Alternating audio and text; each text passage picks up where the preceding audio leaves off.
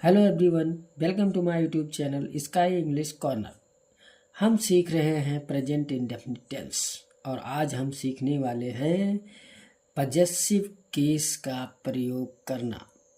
How to use possessive case in a sentence.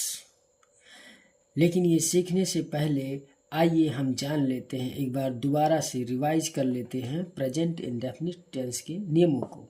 तो present indefinite tense पहचान है ताहा first form of the verb, जिसका मतलब है मेन वर्ब की first form I we they you के साथ या जब कोई प्लूरल हो। दूसरा है first form of the verb में यस या E S with third person singular, जिसका मतलब है मेन वर्ब में यस या ई एस जब सब्जेक्ट हमारा हो ही से इट या कोई भी सिंगुलर। तो आइए आज हम सीखते हैं पजेसिव केस। तो सब्जेक्टिव केस इसलिए पिछले वीडियो में हमने देख लिया था, सब्जेक्टिव केस और ऑब्जेक्टिव केस। तो सब्जेक्टिव केस का प्रयोग हमेशा मेन वर्ब के पहले होता है और मेन वर्ब के बाद में होता है ऑब्जेक्टिव केस का प्रयोग। जैसा कि मैंने कहा था कि सब्जेक्टिव केस हमेशा मेन वर्ब के पहले आता है और ऑब्जेक्टिव केस मेन वर्ब के बाद आता है। पर आज हम सीखने वाले हैं पजेसिव केस के बारे में। तो पजेसिव केस को हम पजेसिव एडजेक्टिव भी कहते हैं और हाफ प्रोनाउन भी कहते हैं। नामों पर ध्यान देना, पजेसिव केस कहा जाता है, पजेसिव एडजेक्टिव कहा जाता है, हाफ प्रोनाउन कहा जाता है। हाफ का मतलब होता है आधा, हाफ का मतलब होता है आधा। पजेसिव केस होते कौन कौन से हैं? My, are, your, their, his, her, it's.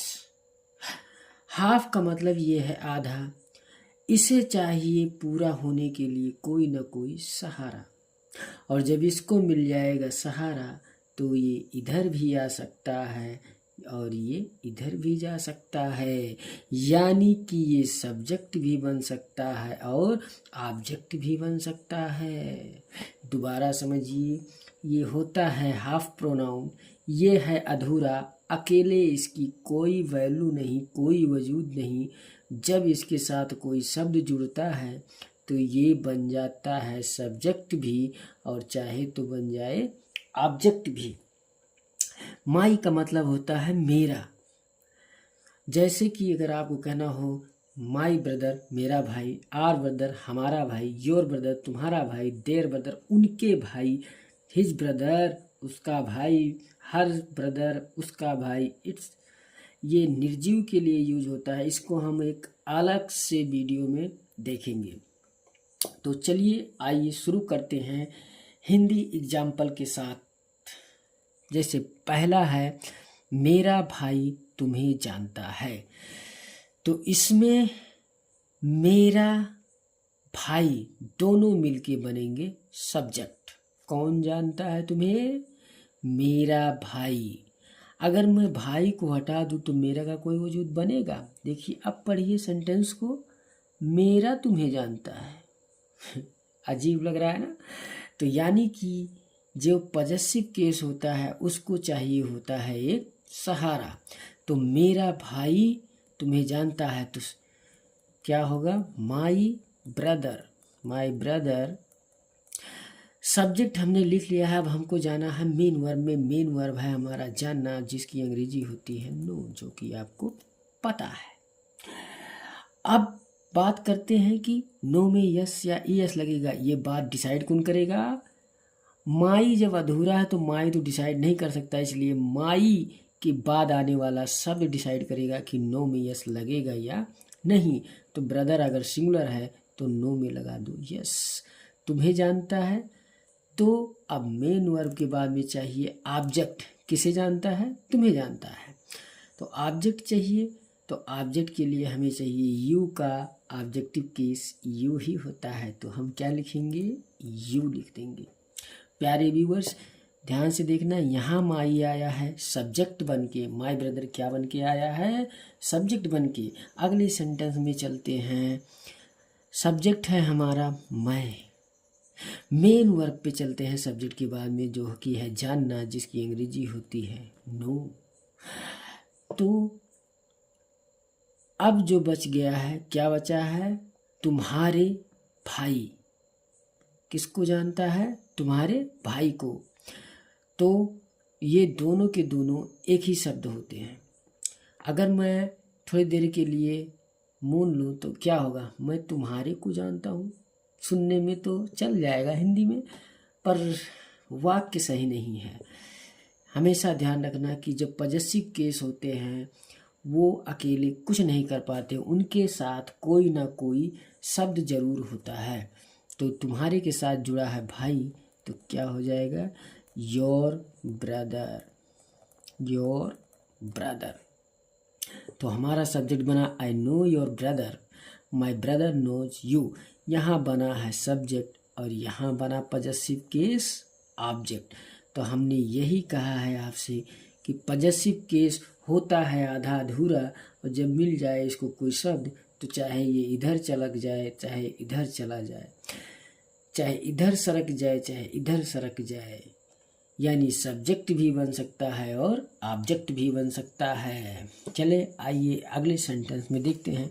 इसमें लिखा है तुम्हारे भाई लोग मुझे जानते हैं। तो योर ब्रदर, योर ब्रदर। अच्छा, एक भाई तो होंगे नहीं, कई भाई होंगे, तो ब्रदर नहीं होगा, ब्रदर्स होगा। यहाँ लोग की अंग्रेजी हम नहीं लिखेंगे। तो योर ब्रदर्स मतलब तुम्हारे बहुत सारे भाई, यानी तुम्हारे भाई लोग सब्जेक्ट हो गया है हमारा। अब चलते हैं मेन वर्ब में। मेन वर्ब है जानना, तो लिख लेते हैं नो। अब हम यहाँ पे देखेंगे कि नो में यस लगेगा नहीं लगेगा, ये डिसाइड कौन करेगा? योर या ब्रदर? ना ना ना, योर तो कुछ नहीं है, ये आधा है। इसको जो मिला के बाद में पूरा करता है वही डिसाइड करता है कि वर्ब में यस लगेगा या नहीं। तो ब्रदर्स पहले से ही प्लूरल है और हम जानते हैं प्लूरल के साथ हम केवल मेन वर्ब की फर्स्ट फॉर्म, तो इसमें यस या ईएस नहीं लगेगा। जो बच गया उसको हमने लिख लिया मी। अगला हमारा सेंटेंस है उसका भाई तुम्हें जानता है। तो हम यहाँ पे हिज लगाएं कि हर लगाएं? यहाँ पे हम हिज लगाएं कि हर लगाएं?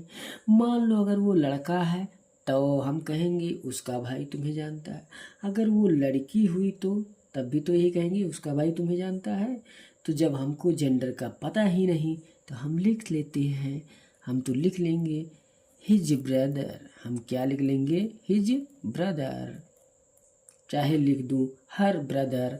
उसके बाद में आता है सब्जेक्ट, के बाद में सब्जेक्ट हो गया हमारा। तो सब्जेक्ट के बाद में क्या आएगा? Main verb. मेन वर्ब क्या है? जानना। जानने की अंग्रेजी होती है नो। यहाँ पे ब्रदर सिंगुलर है। हिज को हम नहीं देखेंगे, पॉजेसिव केस को हम नहीं देखेंगे, हम उसके बाद आने वाले शब्द को देखेंगे, ब्रदर को। तो क्या हो जाएगा? ये सिंगुलर है तो लगेगा नो में एस, और तुम्हें तो you. His brother knows you. अगर प्यारे व्यूअर्स मैं भाई को एक मिनट के लिए ढक दूँ तो अब पढ़िए आप, उसका तुम्हें जानता है हुआ ही नहीं। यानी कि पॉजेसिव केस वास्तव में इनका कोई वजूद नहीं है। जब इनके साथ कोई वर्ड जुड़ जाता है, कोई शब्द, तब जाके ये सब्जेक्ट भी बन पाते हैं और ऑब्जेक्ट भी बन पाते हैं।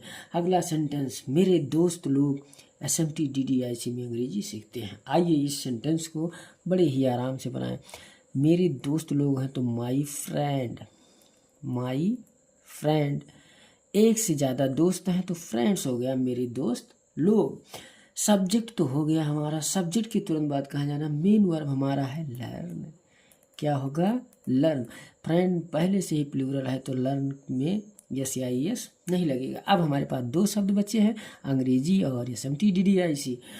तो सब्जेक्ट हो गया, मेन वर्ब हो गया। अब हमें फाइंड आउट करना है कि क्या ये ऑब्जेक्ट है या फिर कुछ और है। चलिए आइए देखते हैं। तो ऑब्जेक्ट कैसे फाइंड आउट करते हैं? मेन वर्ब से दो प्रश्न पूछते हैं, वाट और हुम। तो आइए प्रश्न करते हैं। वाट का मतलब क्या सीखते हैं? अंग्रेजी। तो एक ऑब्जेक्ट मिल गया। whom किसे सीखते हैं? अंग्रेजी को ही, यानी SMTDDIC ऑब्जेक्ट नहीं है। तो हमें पहले लिखना होगा इंग्लिश, यानी कि जो कि है हमारा ऑब्जेक्ट, और उसके तुरंत बाद लिख देना SMTDDIC में, यानी इन SMTDDIC। अगला सेंटेंस है प्यारे व्यूअर्स, मेरी माँ खाना बनाती है। ये बहुत ही प्यारा सेंटेंस है। माँ के हाथ का खाना सबको अच्छा लगता है। तो आइए इस सेंटेंस को भी हम बनाते हैं। मेरी माँ, my mother, my mother, my mother. ऐसे तो बनाने की अंग्रेजी मेक भी होती है, लेकिन खाना बनाने के लिए हम प्रयोग करते हैं कुक का, कुक। और माई मदर एक माँ तो कुक्स फूड, माई मदर कुक्स फूड। तो प्यारे व्यूअर्स, अगली वीडियो में हम पॉजेसिव केस को एक और तरीके से यूज करना सीखेंगे। बस आप सब्र रखिए, आपको हर एक पॉइंट बताते हुए चलेंगे। Thanks for watching. Please do subscribe, watch, like and share.